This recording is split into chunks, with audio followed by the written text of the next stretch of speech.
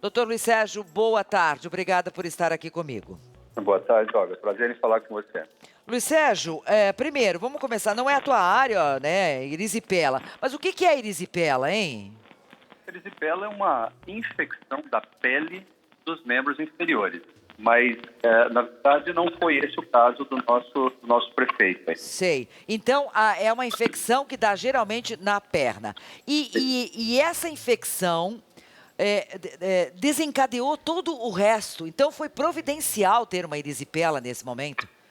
Eu acho que, na verdade, Olga, o quadro, às vezes se confunde um pouco a erisipela, porque os sintomas da erisipela e de uma trombose venosa profunda, eles se confundem um pouco. Então, os dois podem fazer dor, os dois podem fazer sintomas de membros inferiores. Mas, no caso dele, o quadro é mais compatível com uma trombose das veias profundas do membro inferior. E isso foi causado pelo câncer? Muito bem, então vamos lá. O tumor mais comum do aparelho digestivo, seja iniciado no estômago, no pâncreas, no fígado ou no intestino, chama-se adenocarcinoma.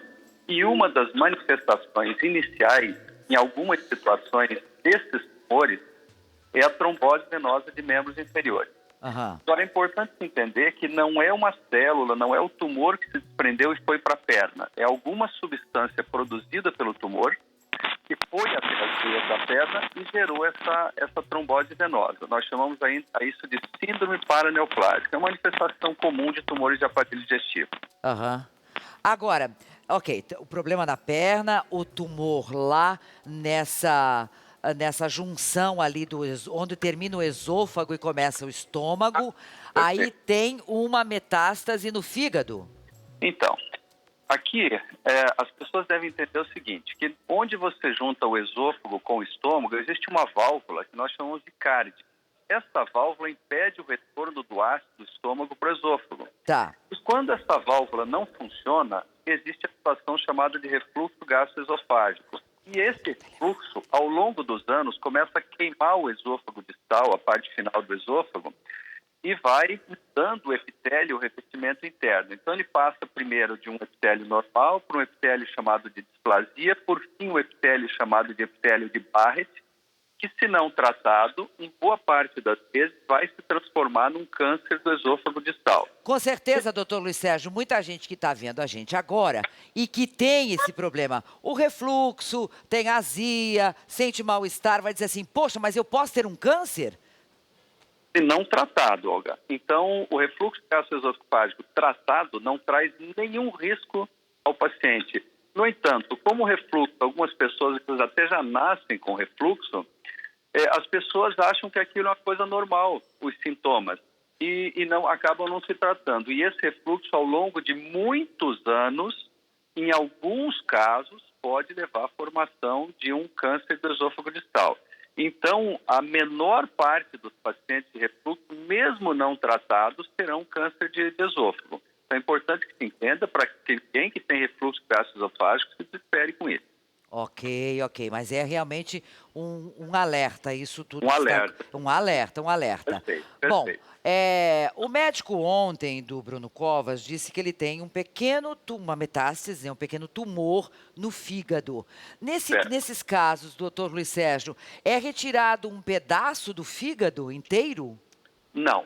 Então, quando você tem um tumor do aparelho digestivo, com algumas exceções, mas no caso, vamos falar da junção esôfago-gástrica com uma metástase no fígado, a porta de entrada do tratamento não é a cirurgia. A videolaparoscopia foi feita somente para diagnóstico e por chamado estadiamento, para ver a extensão da doença.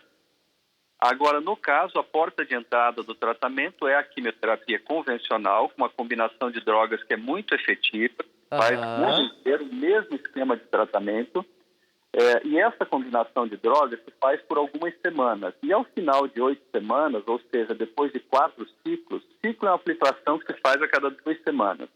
Aí se reavalia o caso com novas imagens para ver se o paciente se mantém quimioterapia, se ele é um candidato à cirurgia ou se ele eventualmente associa-se à quimio e à radioterapia. Então, a porta de entrada é a quimioterapia, mas depois de 8 semanas ou 12 semanas, O tratamento que é feito, ele pode mudar de acordo com a resposta obtida. Então, podem surgir no tratamento dele algumas outras alternativas, eventualmente até cirurgia, o que é pouco provável neste momento. Bom, Mas você tem aí quase 30 anos de profissão, Luiz Sérgio. Você acredita, tudo suposição, porque o doutor Luiz Sérgio claro, não é o médico do nosso prefeito, claro, perfeito. mas pela tua experiência, Luiz Sérgio, você acredita que os tumores, tanto do fígado quanto do estômago, ali nessa interseção do estômago com o esôfago, isso vai se reduzir com a quimioterapia a ponto de não precisar de cirurgia? Isso é o normal, porque as drogas modernas, hoje, os tumores respondem muito bem a esses esquemas de drogas modernas, então o normal é que ele responda bem. O que significa responder bem? Significa ter ou a diminuição ou o desaparecimento das lesões. Então, ao longo desse tempo todo, nós que acompanhamos a evolução dessas drogas, esses esquemas modernos atuais normalmente são extremamente efetivos para esse tipo de situação. Então, ele tem tudo para ter uma boa resposta a essa forma de tratamento. Uhum. E como é que resolve, nesse caso, tanto o problema da perna, porque são várias coisas no mesmo corpo, né? Tanto o Certo? problema da perna quanto esse trombo no pulmão. Como é que, com medicamento, resolve tudo isso? Perfeitamente. Então, a trombose. Então, um dos coágulos da perna se desprendeu e foi até o pulmão e gerou o que nós chamamos de embolia pulmonar. Esses coágulos normalmente são totalmente dissolvidos com o tratamento clínico, com essas drogas modernas que se usa também.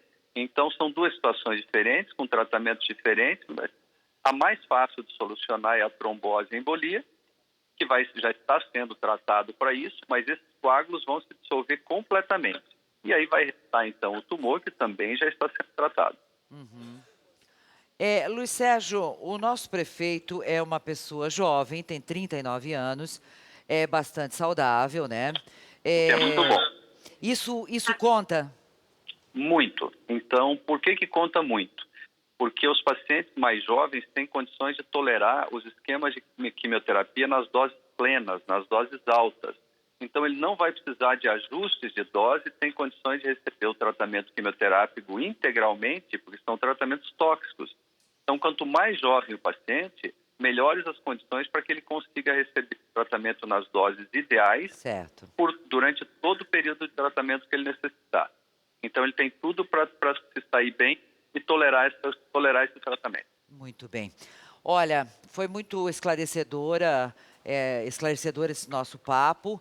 E fica um recado, um alerta. Sempre é bom falar com o médico, né? Que quem tem algum problema aí de esofagite, alguma coisa recorrente que nunca resolve, né, Luiz Sérgio? Um Perfeito. pouquinho mais de atenção. Isso não quer dizer que você vai ter câncer, igual o nosso prefeito, não. Mas precisa ter atenção, né?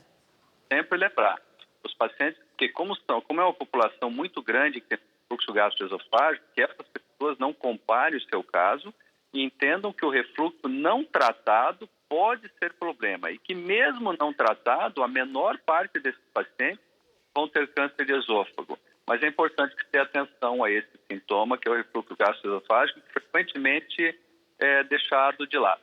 Ok. Doutor Luiz Sérgio Explícito, muitíssimo obrigada por nos atender. Tenha uma boa tarde. Você também, Olga. Obrigado. Um beijo.